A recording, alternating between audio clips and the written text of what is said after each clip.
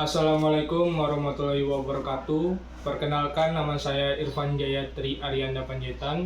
NPM saya 211010519. Di sini saya akan mempresentasikan tentang hukum laut, yaitu hukum laut nasional. Hukum laut nasional merujuk pada seperangkat peraturan hukum yang berlaku di suatu wilayah perairan suatu negara. Setiap negara memiliki yurisdiksi atas perairan yang terletak di sekitar wilayah dan memiliki hak dan tanggung jawab untuk mengatur aktivitas di dalamnya. Prinsip hukum laut nasional dapat bervariasi dari negara ke negara, tetapi ada beberapa aspek umum yang mencangkup satu wilayah perairan nasional. Setiap negara menetapkan batas-batas wilayah perairan nasional yang meliputi perairan teritorial, zona ekonomi eksklusif atau bisa dikatakan Z, dan kadang-kadang wilayah landasan kontinen.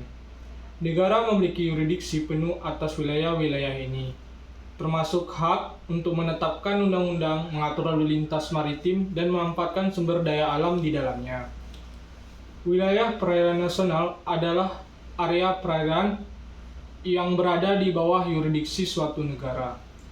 Di Indonesia, wilayah perairan nasional terdiri dari laut teritorial, zona ekonomi eksklusif atau bisa dibilang dengan Z, dan landasan kontinen. Saya akan menjelaskan apa itu laut teritorial, Z, dan landasan kontinen. Yang pertama, laut teritorial.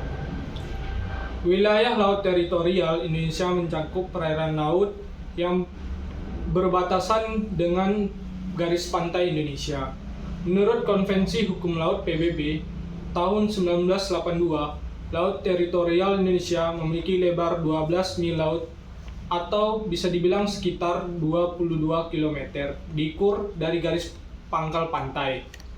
Dalam wilayah teritorial, negara memiliki hak kedaulatan penuh untuk mengatur dan mengawasi area tersebut. Ada pula yang kedua, yaitu zona ekonomi eksklusif atau bisa dibilang dengan Z.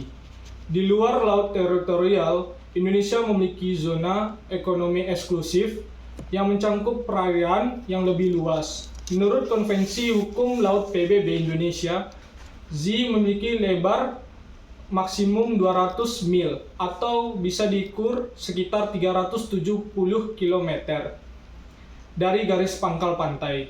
Dalam Z, Indonesia memiliki hak eksklusif untuk eksploitasi dan sumber daya alam di dalamnya, termasuk sumber daya hayati dan mineral.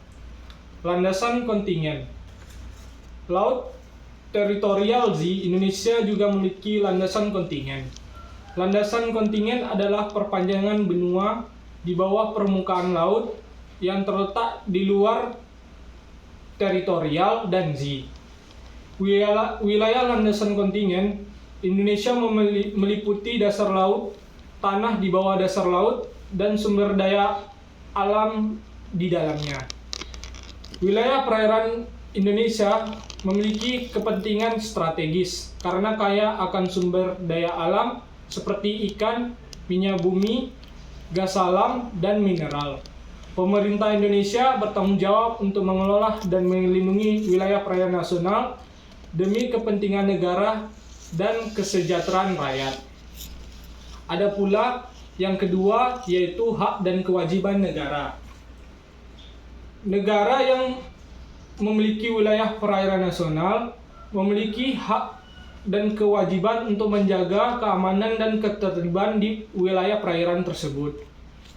Mengatur kegiatan pelayaran, melakukan penangkapan ikan, menjaga lingkungan laut, atau melaksanakan tindakan keamanan.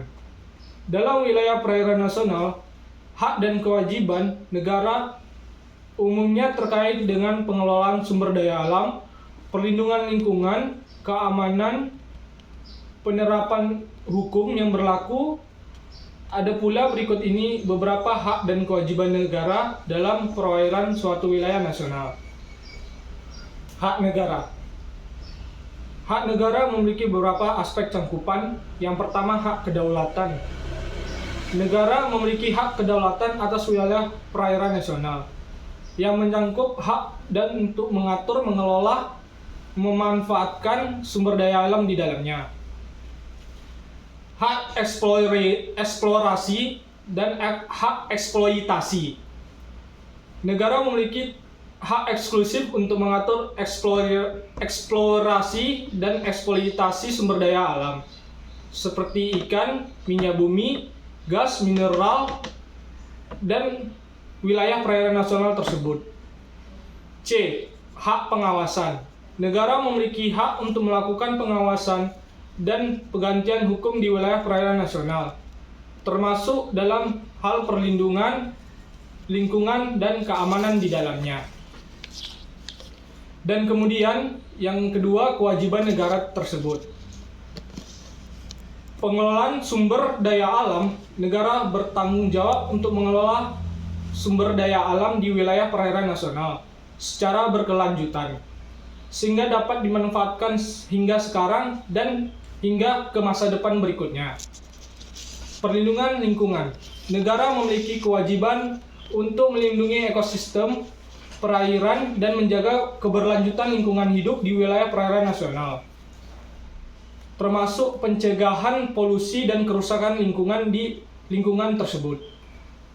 Keamanan negara bertanggung jawab untuk menjaga keamanan wilayah suatu negara nasional, ancaman baik dari dalam maupun luar negeri, termasuk pencegahan kegiatan ilegal seperti perampokan, penyeludupan, atau penangkapan ikan ilegal. Yang terakhir yaitu penerapan hukum di suatu wilayah tersebut.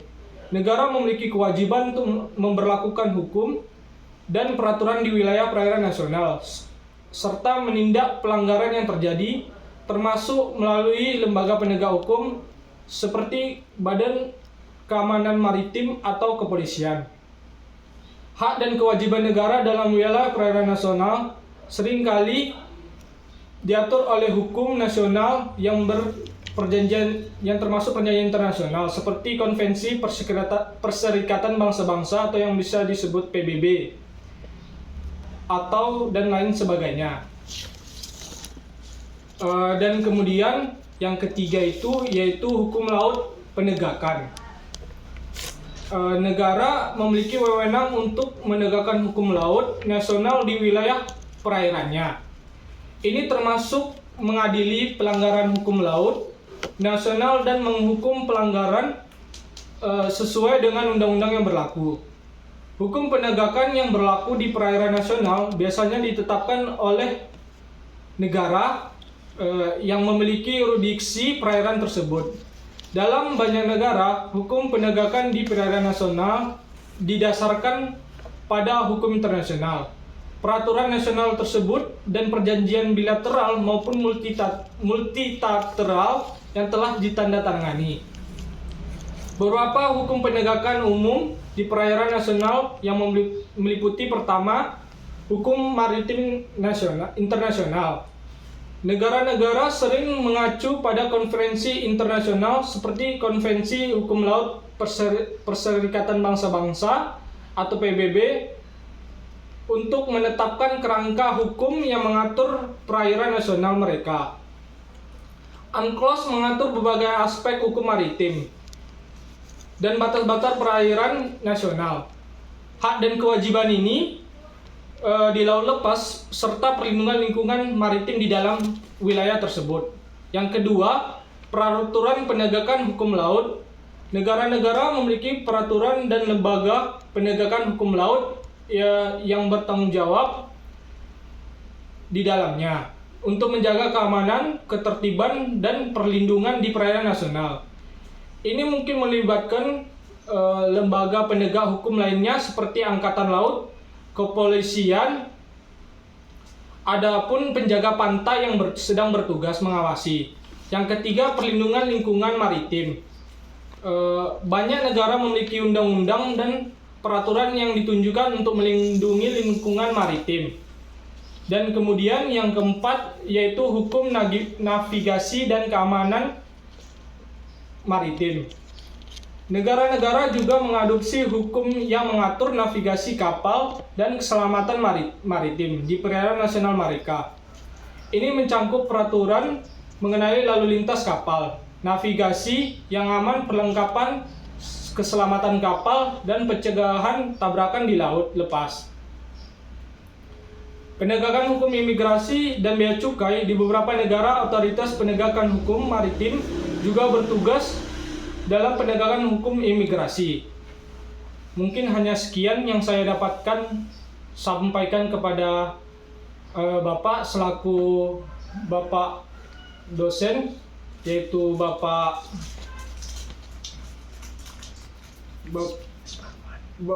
Suparman. Lebih dan kurang mohon dimaafkan. Sekian dan terima kasih.